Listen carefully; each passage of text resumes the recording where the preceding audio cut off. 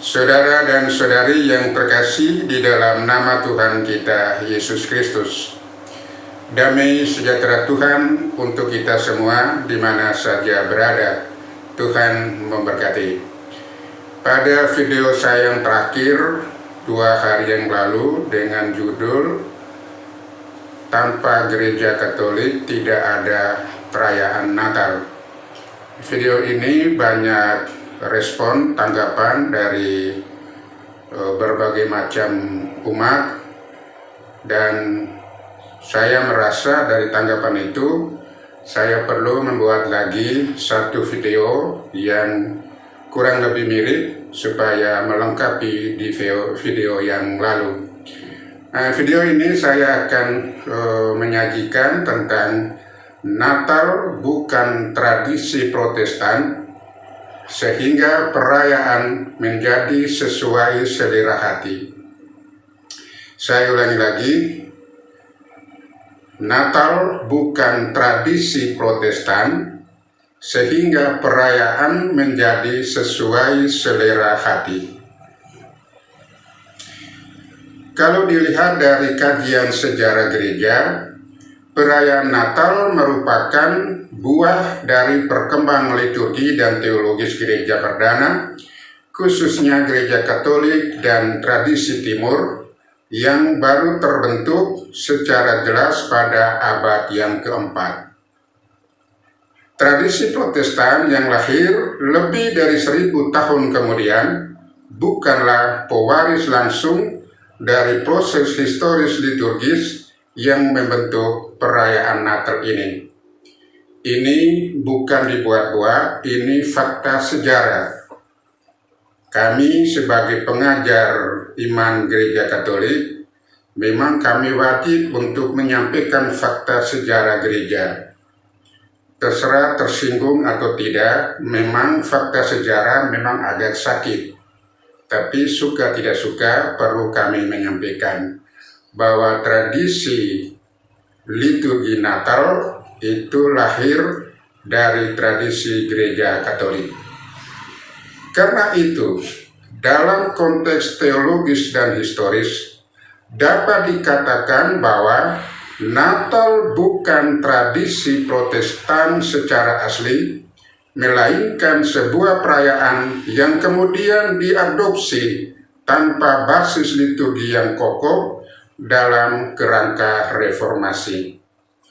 Saya kira video yang lalu juga saya sudah menjelaskan bahwa perayaan Natal dalam komunitas Protestan adalah adopsi dari perayaan Natal dalam gereja Katolik tanpa basis teologis atau liturgi yang kokoh. Yang pertama, akar dari Natal. Akar dari Natal adalah liturgi Katolik, bukan reformatoris. Natal muncul dalam konteks pergumulan teologis gereja purba mengenai misteri inkarnasi. Jadi di sini Natal lahir dari misteri inkarnasi atau teologi inkarnasi. Konsili Nicea tahun 325 dan Konsili Konstantinopel tahun 381 menegaskan keilahian Kristus, dan gereja merumuskan kalender liturgi yang menekankan momen utama keselamatan, yaitu kelahiran, sengsara, wafat, dan kebangkitan Kristus. Tradisi merayakan kelahiran Kristus ditetapkan pada tanggal 25 Desember, tercatat pertama kali dalam Depositio Martyrum tahun 354. Ini juga sudah saya sampaikan pada video yang lalu. Sudah saya jelaskan bahwa pertama kali terdapat di dalam Depositio Martyrum tahun 354. Reformasi Protestan pada abad ke-16 tidak hadir untuk melanjutkan tradisi liturgi ini. Ini fakta sejarah. Saya ulangi lagi. Reformasi Protestan pada abad ke-16 tidak hadir untuk melanjutkan tradisi liturgi ini, maksudnya liturgi Natal. Sebaliknya, para reformator seperti John Calvin, Zwingli awalnya bersikap sangat hati-hati atau bahkan menolak perayaan-perayaan liturgis yang tidak secara eksplisit dikomandokan oleh kitab suci. Itu juga di video yang lalu sudah saya sampaikan, mereka menolak karena menilai bahwa itu bukan berasal dari kitab suci. Memang kitab suci tidak pernah melaporkan atau mewajibkan perayaan Natal itu pada tanggal 25 Desember. Dengan gereja-gereja, saya ulang lagi, gereja-gereja Puritan di Inggris bahkan melarang Natal selama beberapa dekade karena dianggap bukan skriptura, bukan sola scriptura. Ini sudah dijelaskan, terutama gereja di Amerika melarang abad ke-17 tidak boleh merayakan Natal. Dengan demikian, Natal sebagai struktur liturgi dan teologi serta spiritualitas bukan tradisi asli Protestan. Yang kedua, absennya dasar teologis, dasar liturgis. Perayaan menjadi fleksibel dan sesuai dengan selera hati. Jadi saya ulangi lagi poin yang kedua, absennya dasar liturgi sehingga perayaan menjadi fleksibel dan sesuai dengan selera hati. Saya terus terang, saya sudah tugas lama hidup berekumene, merayakan Natal yang diundang oleh saudara-saudara kita yang dari komunitas Protestan. Saya heran dengan gaya, dengan susunan acara berbeda-beda sesuai dengan selera. Dan saya jadi bingung, ya. Saya lama hidup berkomunitas, hidup berekumene dengan saudara-saudara kita yang Kristen Protestan.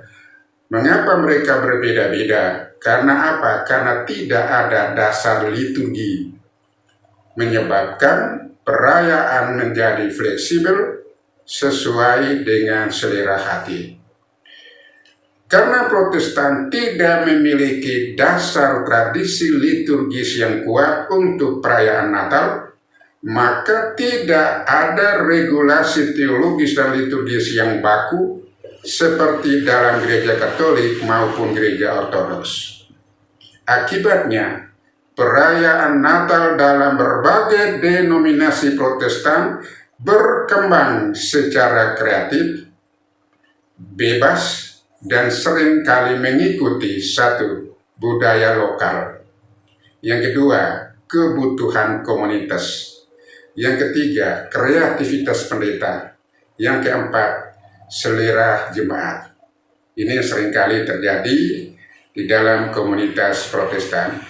Ini bukan saya mengada-ada, saya mengalami langsung. Ketika saya masih bertugas di paroki-paroki, kalau diundang untuk Natal Ekumene, saya selalu hadir. Dan saya mengalami langsung, bukan dibuat-buat. Seperti ini yang saya alami. Yang berikutnya, ketiadaan tradisi liturgis yang jelas menyebabkan Natal dalam Protestan tidak memiliki ordo, tidak ada masa Advent yang terstruktur, dan tidak ada teologi inkarnasi yang mendalam sebagai dasar ritus. Karena itu bentuk perayaan dapat berubah-ubah dari tahun ke tahun sesuai dengan preferensi. Ya, ini yang terjadi. Jadi saudara kita yang Protestan jangan tersinggung karena memang ini fakta sejarah yang kami harus sampaikan. Dan saya pribadi mengalami langsung kalau diundang untuk perayaan Natal Ekumenes. Saya jadi bingung, tapi saya tidak menyampaikan apa-apa karena memang bingung. Sepertinya perayaan itu tidak baku. Ya, kadang-kadang setiap orang bisa menyusun liturgi sesuai dengan selera, sesuai kemauan dia. Saya juga heran. Ya, tidak ada patokan, tidak ada yang baku dalam perayaan Natal itu. Sekarang yang ketiga, paradoks sola scriptura. Paradoks utama muncul dari prinsip sola scriptura yang menolak tradisi gereja sebagai sumber otoritas. Jika kitab suci adalah satu-satunya norma, maka tidak alasan teologis yang kuat untuk merayakan Natal. Sebab, satu, kitab suci tidak pernah memberikan tanggal kelahiran Yesus. Ya. Saya ulangi lagi alasan pertama, kitab suci tidak pernah memberikan tanggal kelahiran Yesus. Lalu pertanyaannya, mengapa komunitas Protestan merayakan Natal pada tanggal 25? Yang kedua, tidak ada perintah eksplisit untuk memperingatinya. Ya, pertanyaan berikutnya, mengapa komunitas Protestan memperingati perayaan Natal, perayaan kelahiran Kristus? Yang ketiga, para rasul tidak meninggalkan struktur perayaan. Kalau Anda memang betul-betul tergantung kepada kitab suci, Anda baca, tidak ada para rasul meninggalkan struktur perayaan Natal. Namun sebagian besar komunitas Protestan tetap merayakannya. Ini paradoksnya di sini. Ya. Kalau memang betul-betul mengikuti prinsip sola scriptura, Natal tidak ada di dalam kitab suci. Lalu mengapa komunitas Protestan tetap merayakannya? Fenomena ini menunjukkan suatu ketegangan internal ketika perayaan diambil dari tradisi yang ditolak, tetapi tetap dilakukan karena faktor sosial dan budaya gereja. Ditolak tapi tetap merayakan. Ketiadaan fondasi teologis yang jelas menjadi Natal dalam Protestan sangat variatif dan mengikuti interpretasi masing-masing denominasi. Gereja yang satu lain, gereja yang satu lain, gereja yang satu lain. Dan ini saya juga mengalami kebingungan ketika saya menghadiri undangan dari saudara-saudara kita yang Protestan untuk mengikuti Natal. Memang pada awalnya saya keberatan, seperti waktu saya tugas di Natal, saya mengeluarkan surat resmi kepada gereja-gereja Protestan. Saya bilang, mohon maaf, kami yang Katolik tidak bisa mengikuti perayaan Natal sebelum tanggal 25. Sebelum tanggal 25. Kami kalau diundang, kami mohon maaf, yang Katolik tidak hadir. Akhirnya mereka mengerti juga. Dengan surat saya seperti itu, mereka mengerti, maka mereka merayakan Natal sesudah tanggal 25 dan mengundang Katolik, gereja Katolik untuk hadir. Akhirnya saya hadir. Setelah saya hadir, saya melihat gereja yang satu dengan gaya perayaan yang berbeda, gereja yang satu berbeda, yang satu berbeda. Saya menjadi bingung. Tapi karena saya sebagai orang undangan, ya saya harus mengikuti walaupun batin saya bergejolak. Saya harus mengikuti karena saya diundang sebagai tamu, saya harus menghargai. Tapi batin saya memberontak. Kenapa? Karena perayaan Natal itu sangat bervariasi. Gereja yang satu dengan gereja yang lain itu sangat berbeda. Saya ulangi lagi, ketiadaan fondasi teologis yang jelas menjadikan Natal dalam Protestan sangat variatif dan mengikuti interpretasi masing-masing denominasi. Dan ini benar, saya sendiri mengalami, bukan saya buat-buat. Saya menyampaikan apa adanya yang saya alami. Yang keempat, komersialisasi dan budaya pop memperkuat selera hati. Sejak abad ke-19, pengaruh budaya populer mulai dari lagu-lagu Natal, industri hadiah, tradisi Santa Claus, hingga festival musim dingin semakin mendominasi perayaan Natal di dunia Barat. Pada komunitas Protestan yang tidak memiliki kekuatan liturgi tradisional, unsur-unsur budaya pop diterima secara bebas. Maka mohon maaf, kalau saya mengikuti Natal, saya tidak pernah merasakan perayaan Natal. Karena itu seperti konser musik. Ya, dominasi band. Ya. Saya tidak pernah mengalami, tapi saya sebagai tamu undangan, saya harus menghargai. Tapi sampai berapa lama saya harus menghargai seperti itu? Ya, ini bukan saya buat-buat, ya. Saya waktu saya masih tugas di paroki, saya ikuti karena pertimbangan pastoral. Karena pertimbangan pastoral, dari hati nurani saya sebenarnya sudah menolak. Ya, kembali lagi ke sini. Hal ini memperkuat citra bahwa perayaan Natal dapat dibentuk sesuai dengan kreativitas dan selera. Misalnya satu, drama Natal.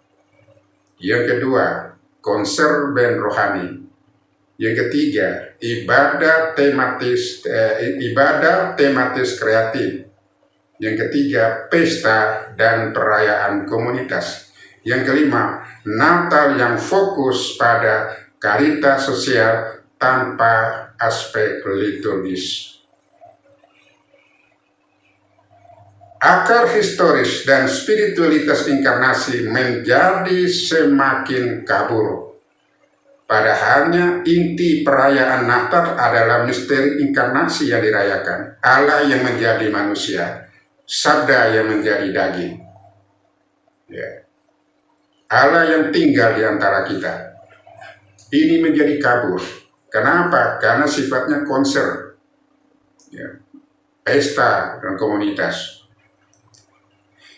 Yang kelima, kesimpulan. Natal yang dipinjam dan dibentuk bebas.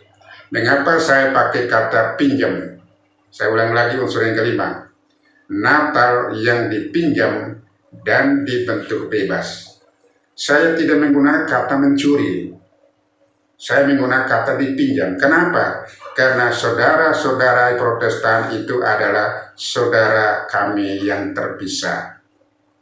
Maka saya tidak berani menggunakan kata mencuri, tetapi kata dipinjam dan dibentuk bebas. Kenapa? Karena memang di mata kami orang Gereja Katolik, komunitas Protestan adalah saudara-saudari kami yang terpisah. Sudah 500 tahun lebih terpisah, dan kami mengharapkan supaya kembali bersatu kita bersaudara. Kembali ke rumah besar, rumah leluhur kita.